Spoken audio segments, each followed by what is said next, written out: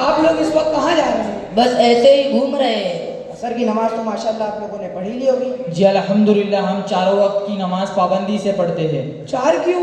दिन रात में तो 5 नमाजें फर्ज है ना। ये 5वीं नमाज कब पढ़ते भाई? हम अभी तक 4 ही जानता था। एक दोपहर में खाने से पहले, दूसरी शाम को नाश्ते से पहले, तीसरी सूरज डूबने के बाद और चौथी सोने से पहले। एक और भी तो होती है सूरज निकलने से पहले। सूरज कब निकलता है अपन को तो पता ही नहीं, क्योंकि आज तक सूरज निकलने से पहले उठा ही नहीं। खालिद भाई, चलिए आपने 4 नमाजों के जिक्र किया, लेकिन उनके औकात बताए कि कोई खाने से पहले, कोई सोने से पहले, लेकिन उनके नाम का जिक्र नहीं किया। ऐसा क्यों? नाम में क्या रखा है, हम तो सारा काम अल्लाह के लिए करता है। वो तो ठीक है, सब काम अल्लाह के लिए करते हैं। नमाज भी पढ़ने आती है कि सिर्फ ऐसे उठक बैठक करते हो? ऐसी बात कर रहे हो? नमाज तो हम बहुत अच्छी पढ़ता है। अच्छा, पढ़कर बताओ।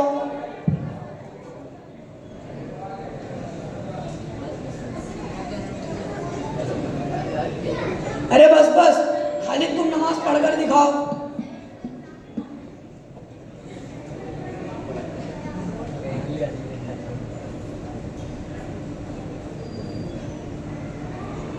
बस। तुम लोग नमाज पढ़ते हो, तमाशा करते हो, कोई ऐसे नमाज पढ़ते हैं? क्या हुआ, ऐसे ही तो सब लोग नमाज पढ़ते।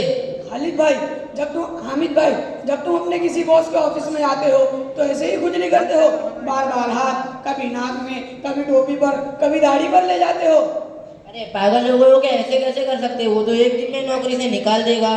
तो भाई, जब तुम मस्जिद में आते हो, नमाज पढ़ते हो और अल्लाह ताला के सामने खड़े होते हो, तो अल्लाह ताला सिर्फ मस्जिद का बॉस ही नहीं, बल्कि वो सारे जहान का मालिक है, सारे बादशाहों का बादशाह है, उसके बराबर का कोई भी नहीं हो सकता।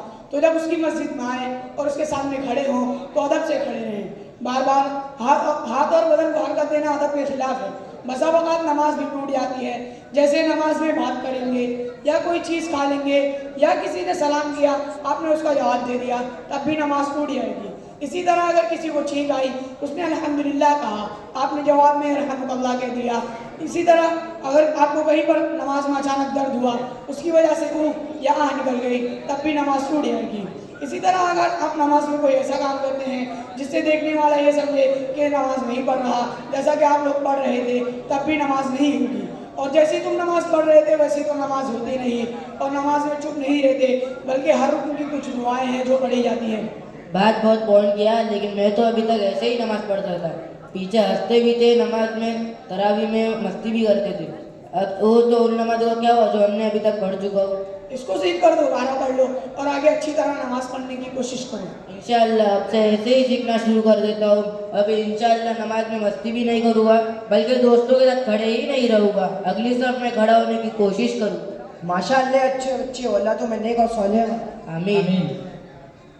खालिद, तुम कुर्सी पर नमाज क्यों पढ़ रहे थे? दरअसल पैरों में थोड़ी तकलीफ थी और कुर्सी पर थोड़ा आराम मिलता है, इसलिए कुर्सी पर नमाज पढ़ता हूँ। अरे भाई, तुम नीचे बैठ के पैर फैलाकर नमाज पढ़ सकते हो। बिल्कुल पढ़ सकता हूँ, लेकिन नीचे बैठकर पढ़ने में अच्छा नहीं लगता। अरे भाई, इसमें अच्छा लगने की क्या बात है? नीचे बैठकर नमाज पढ़ने में तवाज़ो और मकसूद भी है, और मसाला भी यही है कि अगर खड़े होने पर ताकत ना हो तो बैठकर या लेटकर जैसे भी मुमकिन हो नमाज पढ़े।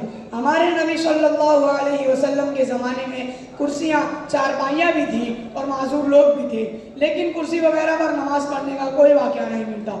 बड़े अफसोस की बात है कि अब मस्जिदों में भी कुर्सी की तरह, चर्चों की तरह कुर्सी का रिवाज बढ़ता जा रहा है और लोग मामूली औजार की वजह से कुर्सी पकड़ लेते हैं। हालांकि कुर्सी तकब्बुर का एहसास दिलाती है, जबकि ज़मीन पर नमाज पढ़ने में तवाज़ो और इंकिसारी पैदा करता है, और यही नमाज की रूह है कि आदमी अल्लाह ताला के सामने आजिज़ बनकर रहे। तो उन लोगों का क्या हुआ जो लोग कुर्सियों पर नमाज पढ़ते? देखो हामिद भाई, इसके बारे में तो मैं कुछ नहीं कह सकता, ये तो नमाजी के ऊपर मौकूफ है।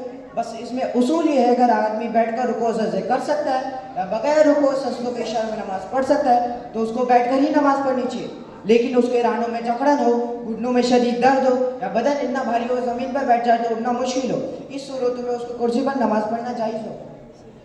आजकल तो हम देखता है कि बहुत सारे लोग कुर्सी पर नमाज पढ़ता है, तो क्या सारे लोग मजबूर है? नहीं, सारे लोग तो मजबूर नहीं है। इस मामले में सहूलत पसंद लोगों की तादाद ज़्यादा है। असल में आजकल सहूलतों का ज़माना है। हर घर में तुम देखोगे माशाअल्लाह कुर्सियाँ, सोफ़े और बेड है। दुकान और ऑफिस में भी कुर्सी का ही कल्चर है। उनका खाना पीना, सोना जागना, उठना बैठना ऊपर ही होता है। यहाँ तक कि टॉयलेट भी कुर्सी नुमाई हो गए हैं। घर के ज़मीन पर बैठने की आदत खत्म हो जाती है। अगर कभी ज़मीन पर बैठने की नौबत आती है तो उठने में दिक्कत महसूस करते हैं, और जैसे जैसे उम्र बढ़ती है या बदन भारी हो जाता है तो दिक्कत और महसूस होने लगती है। चूँकि मस्जिदों में कुर्सी पर नमाज़ पढ़ने का एक माहौल बन चुका है, इसलिए फ़ौरन कुर्सी पर नमाज़ पढ़ना शुरू कर देते हैं। हालांकि अगर थोड़ा सा बर्दाश्त कर ले और ज़मीन पर उठने बैठने की आदत डाल ले तो इंशाअल्लाह कभी भी कुर्सी पर नमाज़ पढ़ने की नौबत नहीं आएगी। जैसा कि बहुत से लोग अब भी पैरों में तकलीफ़ के बावजूद नीचे ही नमाज़ पढ़ते हैं। इसलिए मैं अपने तमाम नौजवानों से कहना चाहता हूँ, कम अज़ कम अपना खाना पीना सुन्नत के मुताबिक ज़मीन पर दस्तरखान बिछा कर अंजाम दे और अपने घरों में भी ज़मीन पर बैठने की आदत डालें, तो इंशाअल्लाह वो उस परेशानी से महफूज रहेंगे। माशाल्लाह, आज आपने बहुत काम की बात बताई है। हम अभी तक की अपनी मर्जी के मुताबिक जैसा चाहे वैसा नमाज पढ़ लिया करते थे। अब इंशाल्लाह सीख कर सुन्नत के मुताबिक नमाज पढ़ेंगे इंशाल्लाह। इंशाअल्लाह।